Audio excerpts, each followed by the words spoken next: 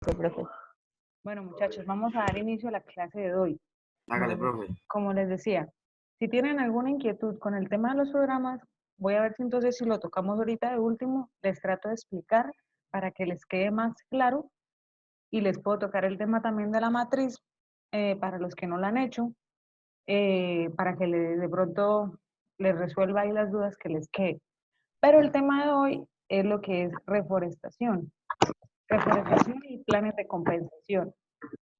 ¿Por qué les voy a tocar este tema? Es un tema que está muy enlazado a los estudios de impacto ambiental o a los planes de manejo ambiental. ¿Por qué? Resulta que cuando se hacen proyectos grandes, dependiendo del uso del suelo, dependiendo de la actividad económica en específico, en el decreto 1076, acuérdense, el decreto 1076 es el de sector ambiente.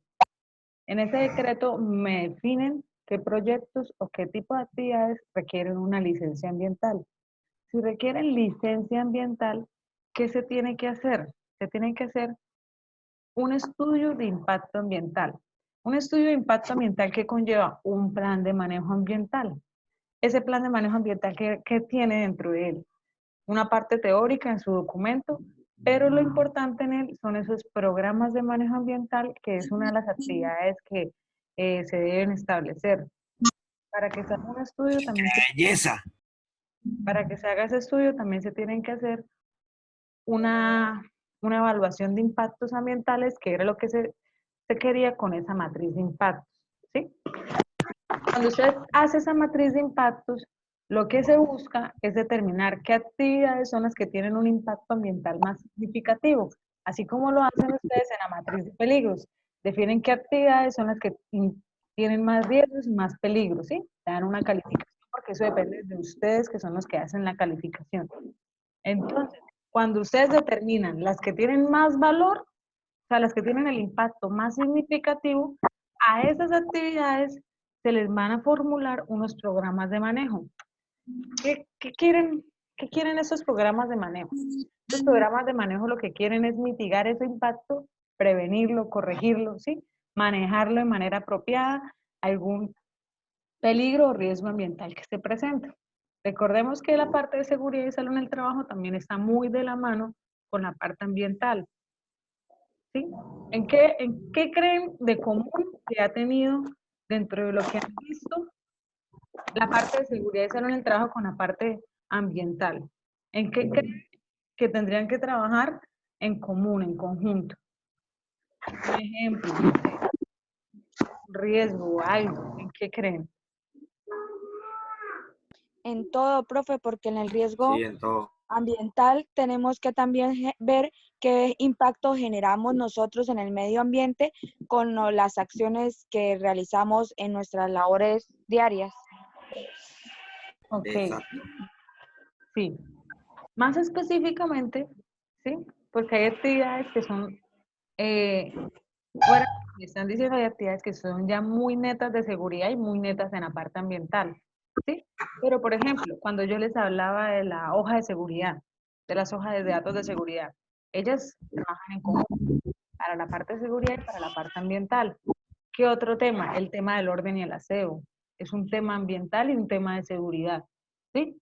Entonces, cuando se formulan programas dentro de estas dos matrices, ¿sí? La matriz que ustedes hacen de peligros y la matriz que hacen ambiental, van a salir este tipo de manejos.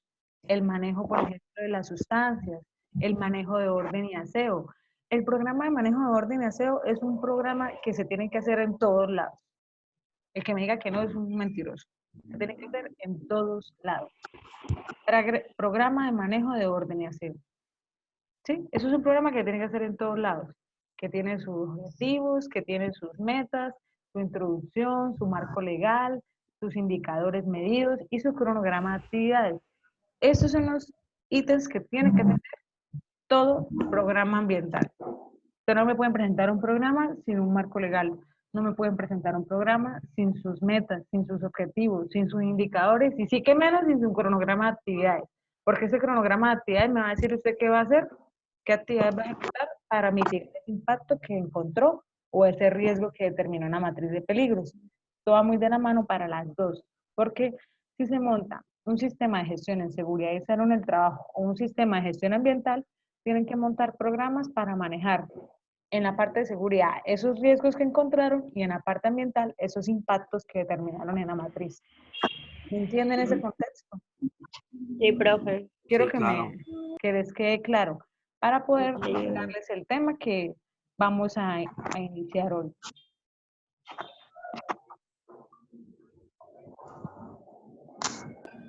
Como les decía, hoy quiero hablarles de la reforestación y también les voy a tocar un poco de los planes de compensación. Dentro de la referencia bibliográfica van a encontrar de dónde saqué información para esto.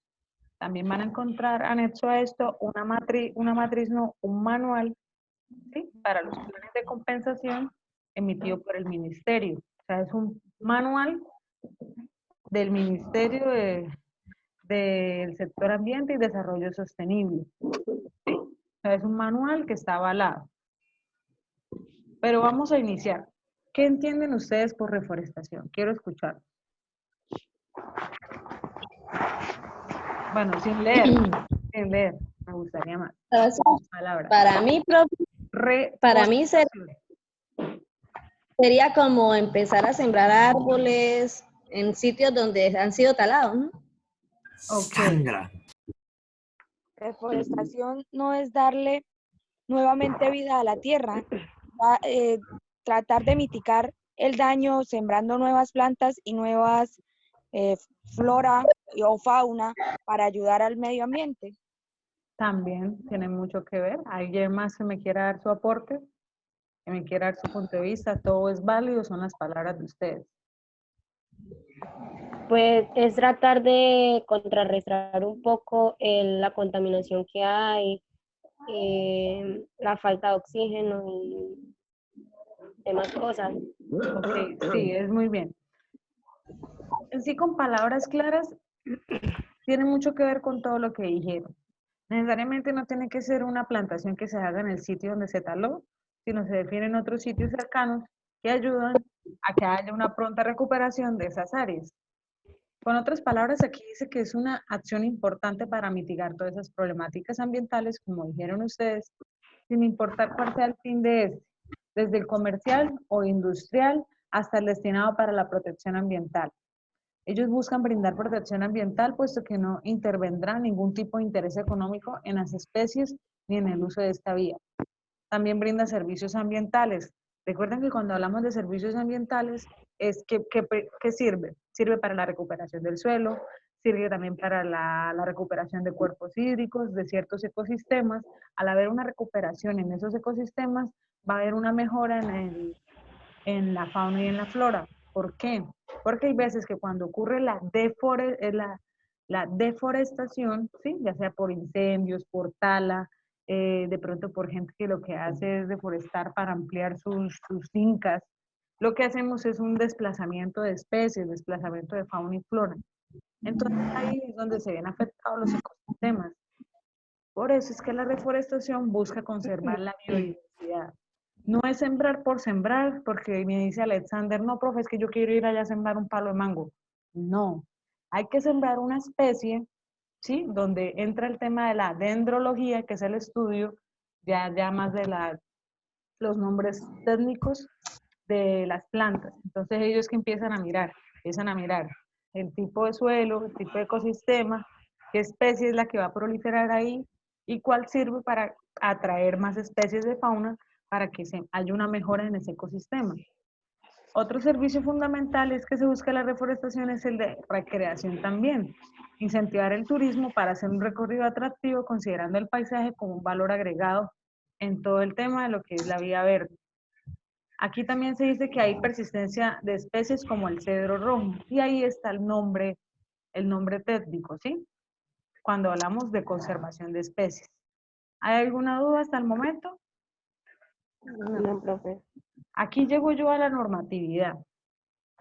Como ya les mencionaba, está el decreto único reglamentario 1076, hay en varias partes donde me hablan, ellos no me hablan en esta normatividad de planes de reforestación, me hablan es de unos planes de compensación, ¿sí?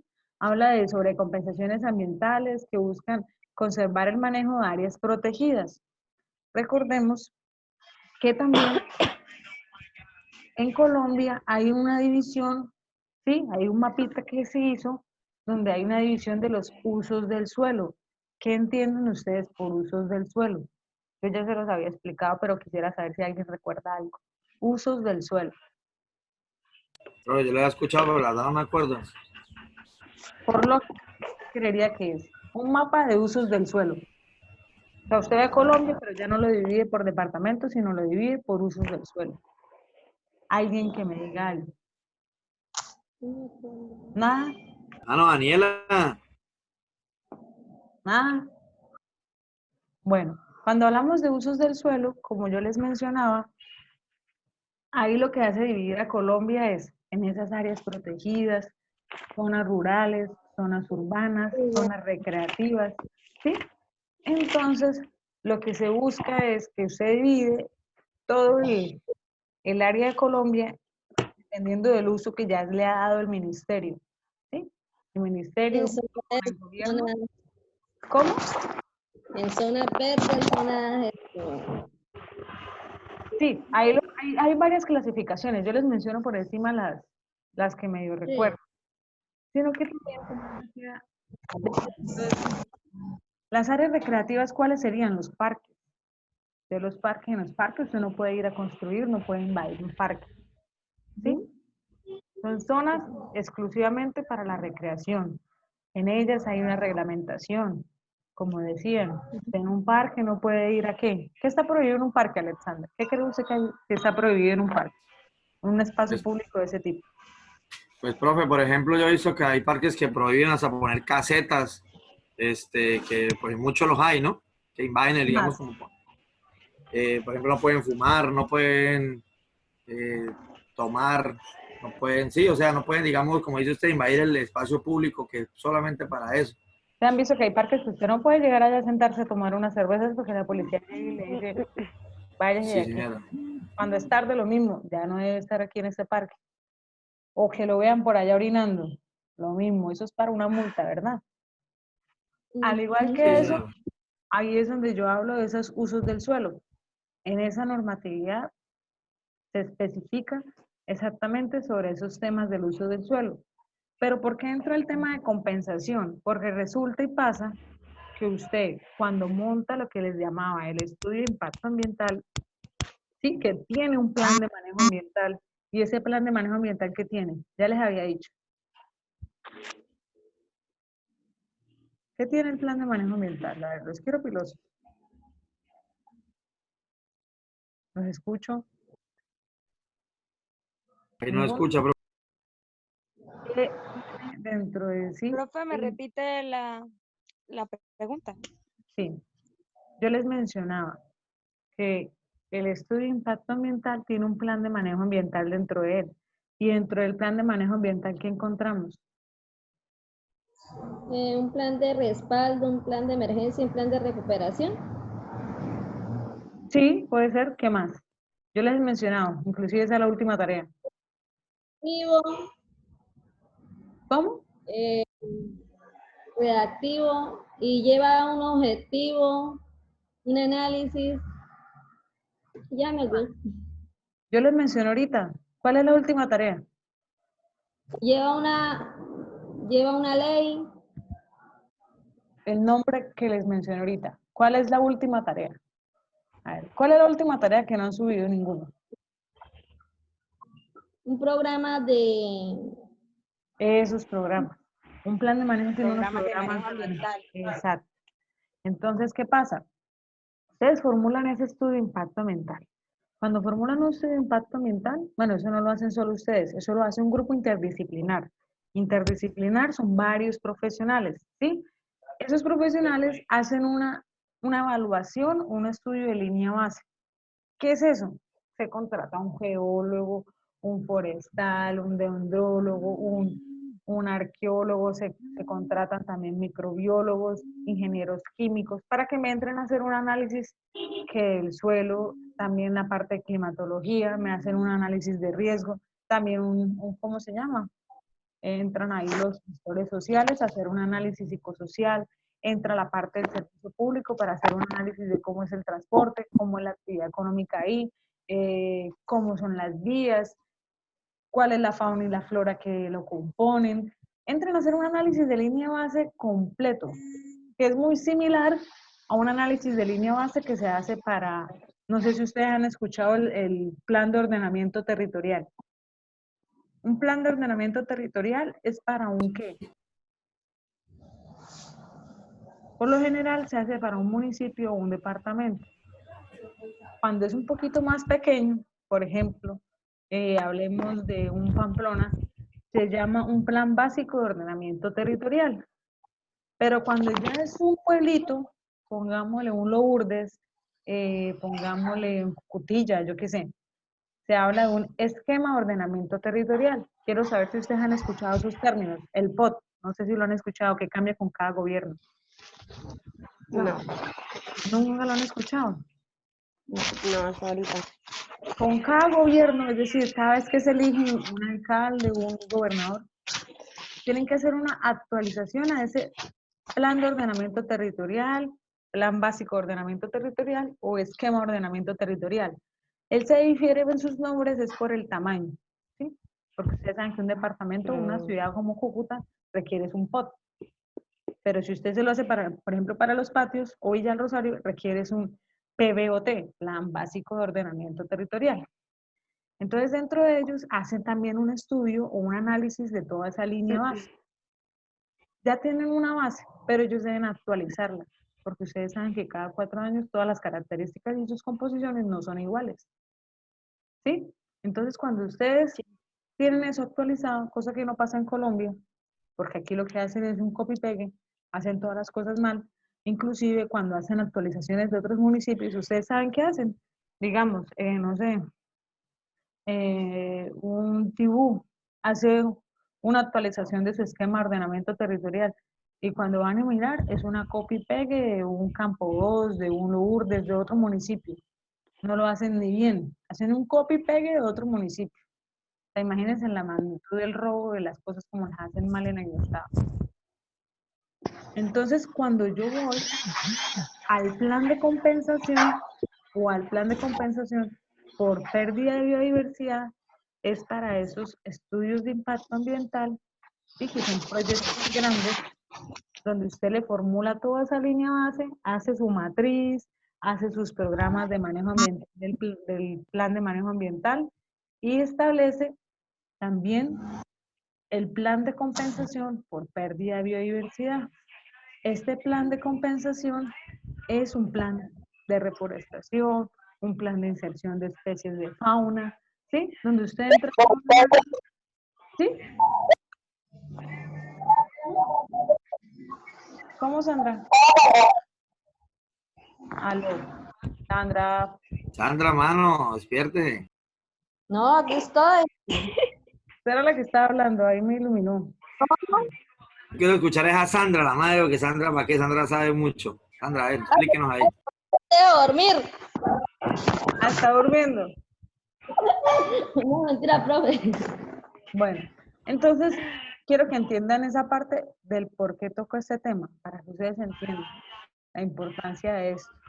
Sí, hay cambios en los sitios de compensaciones forestales, ¿sí? Ustedes si impactan en un lado, ustedes no van a sembrar ahí mismo. Ustedes se entran a analizar y hacer un estudio de cuál es el lado más viable para hacer esa reforestación. Acá hay unas compensaciones que tratan de la ley 141 del 94, o la norma que los modifica. Y también el IDEAM propone unas variables indicadores que deben contemplar todo lo que son los estudios de impacto ambiental. Pero ¿cuál es el objetivo de la reforestación? Quiero que lo tengan claro, que es obtener los beneficios ambientales para las zonas de interés, como es la diversidad ecológica, refugio para animales, captación del dióxido de carbono y para fuente de alimento a ciertas poblaciones aledañas. Obtener beneficios paisajísticos, sí, por ejemplo, en las zonas de arboledas, en arboledas se hacen concentrales, hacen programas de reforestación, siembra paisajística, zonas donde hay avistamiento de aves. Avistamiento hace referencia a que llegan muchas aves bonitas. Avistamientos ovnis. No, de aves. No, ya, profe, molestando.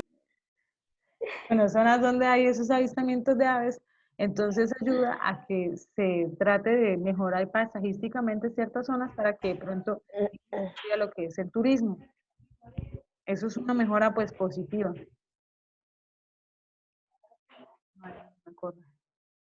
También la rehabilitación de ecosistemas. ¿Por qué? El IDEAN estima que entre los años 2002 y 2007 el promedio anual de deforestación está aproximadamente en las 300.000 hectáreas por año.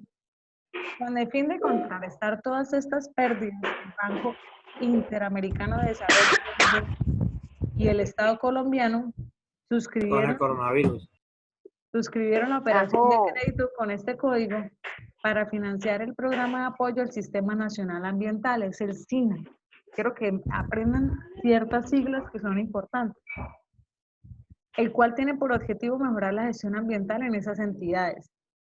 La dirección de todos esos ecosistemas están encargadas de liderar el subcomponente de conservación, restauración y manejo sostenible de ecosistemas forestales en cuencas hidrográficas. Cuencas hidrográficas, ¿a qué hacemos referencia? ¿A qué creen que hago referencia con cuenca hidrográfica?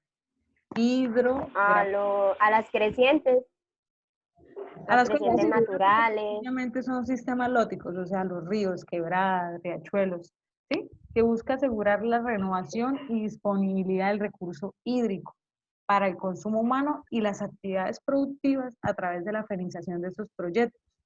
Como miren aquí abajito, si alcanzan a leer.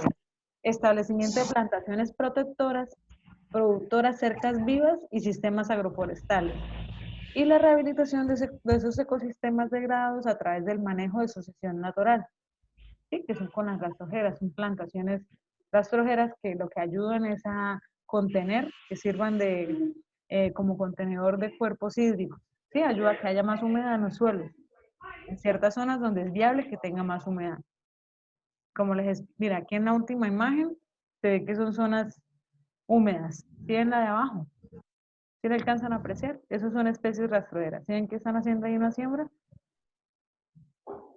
La imagen de abajo, ¿sí le alcanzan a apreciar? Pero venga, le digo, la verdad, yo para mí la palabra reforestación, para mí, no, bueno, hasta ahorita que estoy viendo otra cosa ahí con lo que usted dice, para mí era como, digamos, como la contaminación, o sea, todo lo que tiene que ver como con la tala, con, digamos, o sea, para mí era eso, ¿no? No era que lo que usted explica, que es como para mejorar la tierra y todo eso. ¿Sabe qué pasa, Alex? Que usted la está confundiendo. Porque la que usted dice es deforestación. Ah, sí ve, profe. Y Con está razón que Sandra me está escribiendo al WhatsApp, me dice, explíqueme, yo, pero no, explique. Papito, despierte, se está dormido todavía. Sandra, usted le está preguntando a Alex, ¿en serio? ¿Para qué me escribe al WhatsApp, Andrés? Que venga, le explíqueme, yo. Es lo que pasa, o sea que cuando Pero ¿sí entendió? O sea, Alex, la D, Sí, señora. quitar todo ese cuerpo vegetal, la quema, la tala de árboles. Y la re es lo que estaban diciendo sus compañeras. Ah, ya, profe, la verdad no Recuperar. Ay, Alex, estaba por confundido. favor. No, Es no, que no, pero es que No, Marino ya le y sale lo Daniela no paisa, explican Ave bien. María, pues hombre. Ya le sale lo paisa y usted por allá de la finca, mijo. ¿y Marino sí está? ¿Sí estamos? ¿Habrá Ah, salido? Marino ahorita salió por ahí con una cerveza en la mano. Sí, acá estoy. Ah, ok, Marino. ponga el auricular que no le escucha.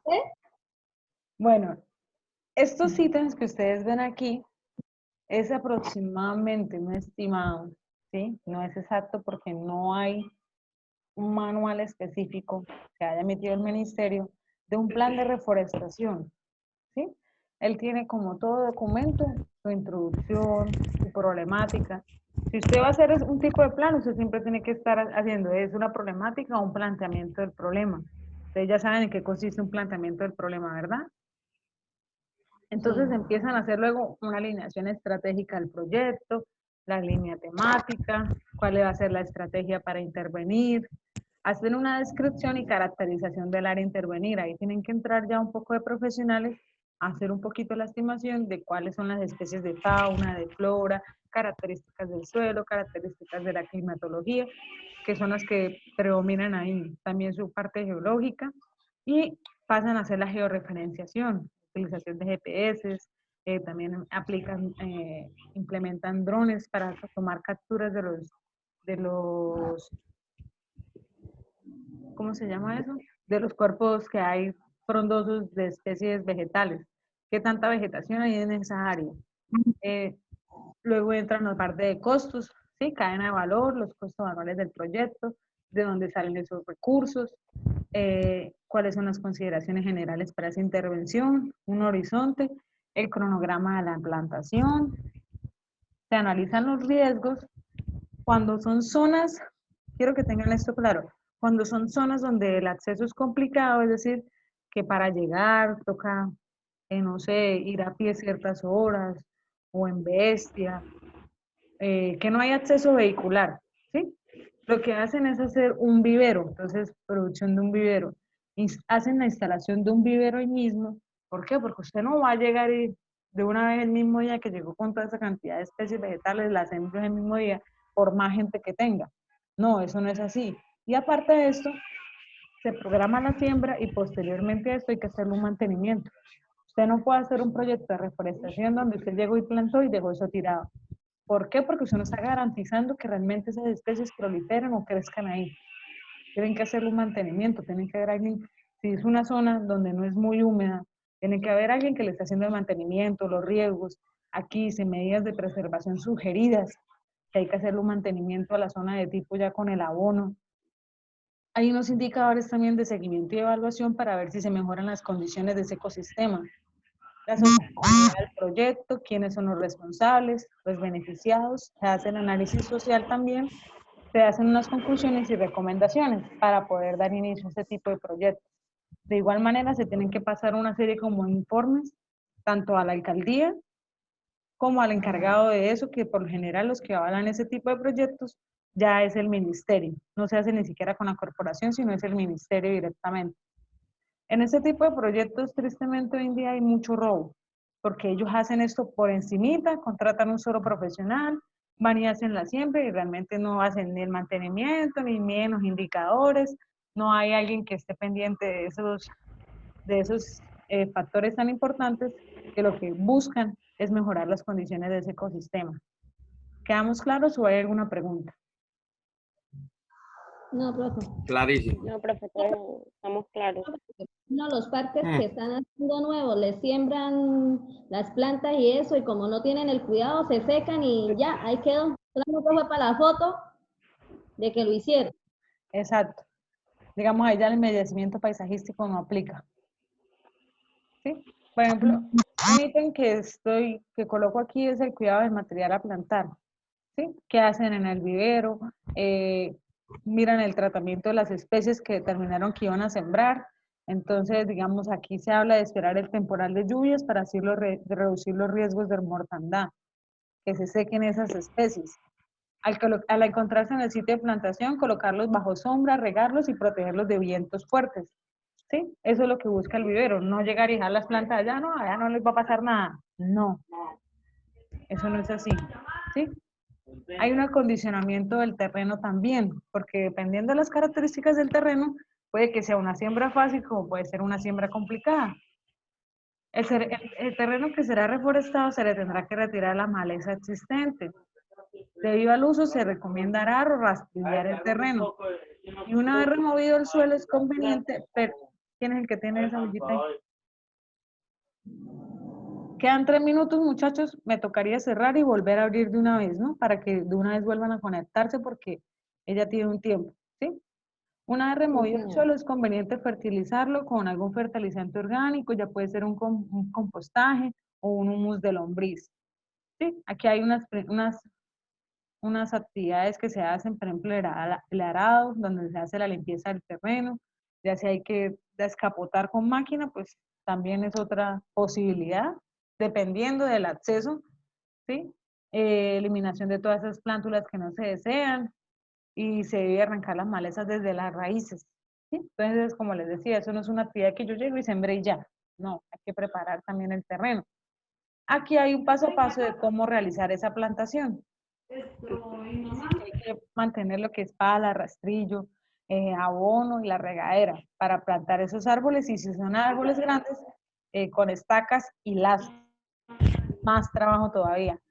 Hay que mirar. Apagan el micrófono. Sí, apáguenlo, por favor. Quedan igual 2 minutos. Hay que mirar cuidadosamente las plantas, hay que limpiar el sitio de las malezas y de la basura. Si se planta un área extensa, hay que hacer bifurcaciones. ¿Qué son bifurcaciones? Son separaciones, ya sea de tipo de terreno, de cualquier tipo de material. Son separaciones que existen entre plantas, ¿sí? Entonces, como les decía aquí, si son áreas grandes, hay que ser como separadores, como caminitos, ¿sí? Que los dividen cuando se hacen las siembras. Mientras más pequeñas son las plantas, más finas deberían ser las líneas que se hagan. Si las raíces de las plantas están un poco secas, hay que sumergir la planta con maceta y todo en un cubo de agua, y si el suelo está muy seco a la hora de plantar, hay que añadir 1 galón de agua al hoyo y dejar que él drene, que se absorba. Un salpicado de fertilizantes cada cierto tiempo es lo mejor que pueden hacer por las plantas, lo que yo les he hablado del mantenimiento, para garantizar de que ellas no les lleguen también otro tipo de especies que pues se las puedan comer o las puedan dañar, que no se sequen, y lo mismo, mantener un riego constante. Hay que cortar las ramas y raíces que se vean dañadas o enfermas. Las raíces al momento de plantar una planta no deben quedar ni muy abajo porque se pudren, ni muy expuestas, tienen que quedar en un nivel medio. Basta con plantar desviándose por la última ramita de la planta, que ese sería el límite, ¿sí? La última ramita. No les hablo de una medida del hoyo específica porque depende de la plántula que vayan a sembrar.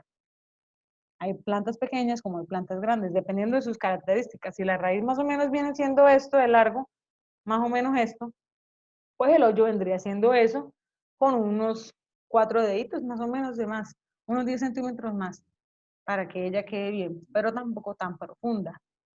Los árboles grandes pueden afirmarse con una estaca. Para plantarlos se requiere ayuda, ya que llenar el hoyo y afirmar el árbol a la vez no es fácil. Ustedes han visto que hay veces que hacen ese el desplazamiento inclusive de palmas, lo que hicieron, por ejemplo, ahí en el puente de Guadua, ¿sí? Sí. En el malecón. Lo que Sí, que hicieron las fue trasladan trasladar. completas. Exacto. Entonces ahí es donde dicen que requiere ayuda de varias personas hasta el momento de plantarlas para que queden firmes. También, por último, hacer una especie de taza con tierra alrededor de la planta, de modo que cuando la rieguen, el agua se quede dentro de la taza y no se vaya esparciendo por el resto del terreno.